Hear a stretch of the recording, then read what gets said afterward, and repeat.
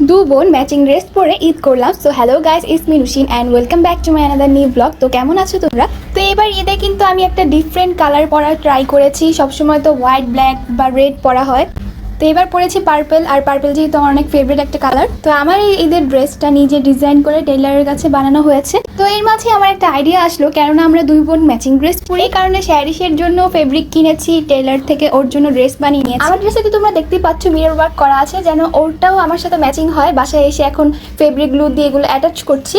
আর এর আউটলুকটা অনেক বেশি সুন্দর এসেছে, তোমাদের কমেন্টগুলোতে আমি পড়েছি, অসংখ্য ধন্যবাদ। কোরবানি ঈদ বলে কথা, তাই দুই বোন সকাল 8টায় গোসল করে ফ্রেশ হয়ে নতুন ড্রেস পরে রেডি হয়ে গিয়েছি। এন্ড সাথে সাথেই শ্যারিস আমাকে বলছিল, আপু আমার সালামি দাও, আমার সালামি কো। ও যেহেতু এখন একটু বড় হচ্ছে, আস্তে ধীরে ও এখন অনেক কিছুই বুঝে।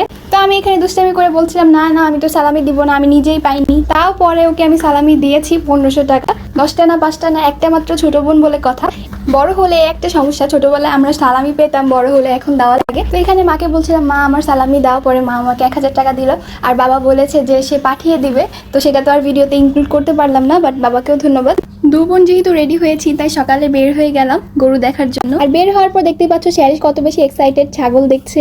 অলরেডি অনেকেই গরু কাটাকাটি শুরু করে দিয়েছে। সকাল সকাল ছবি তুলবো না তা কি হয়, যে সুন্দর সানলাইট আসছে। আমার ছোট বোনকে কেমন লাগছে অবশ্যই কমেন্ট করে জানাবো। আর দেখতে পাচ্ছ আমার ড্রেসের সাথে ওর ড্রেস কতটা ম্যাচিং। আশেপাশে কিছুক্ষণ ঘোরাঘুরি করার পর গরু দেখতে চলে গেলাম। আশেপাশে সবাই গরু কাটছিল, তাই রাস্তা রক্ত দিয়ে ভরে যাচ্ছে।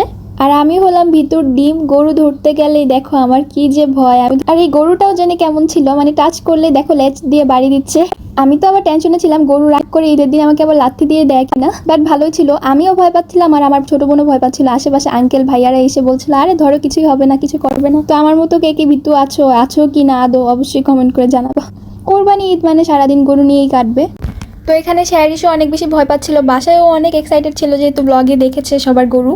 তোমাদের কোরবানির গরু কি কালার ছিল কমেন্ট করে কিন্তু অবশ্যই জানাও। আই নো এই ব্লগটা অনেক আগেই আসার কথা ছিল, যেহেতু কোরবানি ঈদ গিয়েছে অনেক দিন হয়েছে, কিন্তু কিছু পার্সোনাল প্রবলেমের কারণে লেট হয়ে গিয়েছে। এবার তোমরা তো বুঝোই, তোমরা কমেন্টেও বলছিলা, রিকোয়েস্ট করছিলা যে কোরবানি ব্লগ আমি দেই, তো আজকে এই জন্য শেয়ার করলাম। আজকের এই আউটফিটটা আমি অক্সিডাইজ জুয়েলারি দিয়ে স্টাইল করেছি, কেমন লাগছে কিন্তু অবশ্যই কমেন্ট করে জানাবা।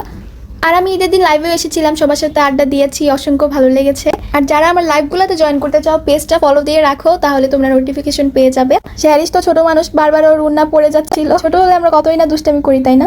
তো গরু কাটাকাটি শুরু হয়ে গিয়েছে। এর মাঝে আমি আর আমার বোন কিছু রিলস পিকচার ক্রিয়েট করে ফেললাম, যেটা তোমরা আমার পেজে বা রিলস এছাড়া ইনস্টাগ্রাম, টিকটক সব জায়গায় দেখতেই পেরেছো।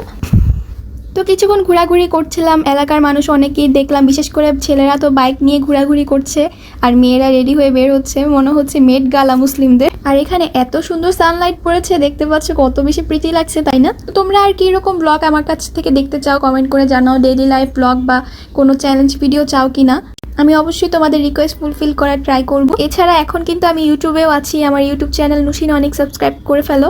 আমরা অলরেডি 5000 সাবস্ক্রাইবার হয়ে যাচ্ছি, আর যেটা অবশ্যই হয়েছে তোমাদের কারণে, অসংখ্য ধন্যবাদ। তোমরা সাপোর্ট না করলে এত দূর পর্যন্ত আসতে পারতাম না। দু বোনের অনেক বেশি ক্ষুধা লেগেছে, তাই তাড়াতাড়ি বাসায় যাচ্ছি। বাসায় গিয়ে এখন আমরা খাওয়া দাওয়া করছি। এখানে দেখতে পাচ্ছ মা আমার পছন্দের রোস্ট রান্না করেছে, যেহেতু গরু এখনো কাটা হয়নি, তাই আগে চিকেন খেয়ে নিই। আর রোস্ট আমার এত ফেভারিট, বিশেষ করে আমার মায়ের হাতের। দু বোন নিয়ে বসে পড়লাম। তো এখানে তো শ্যারিসকেও প্লেট দিয়েছি, কিন্তু ও তো আর খেতেই পারে না।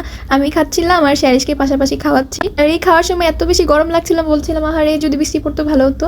আর তখনই বৃষ্টি পড়েছে, আলহামদুলিল্লাহ। তো আজকের এই ব্লগটা তোমাদের কাছে কেমন লেগেছে? সরি লেট হয়ে গিয়েছে, বাট তোমরা যেহেতু রিকোয়েস্ট করেছো তাই শেয়ার করলাম। তো ভালো লাগলে লাইক, কমেন্ট, শেয়ার, আর আমার পেজটা ফলো দিয়ে রেখো। আসসালামু আলাইকুম, আল্লাহ হাফিজ।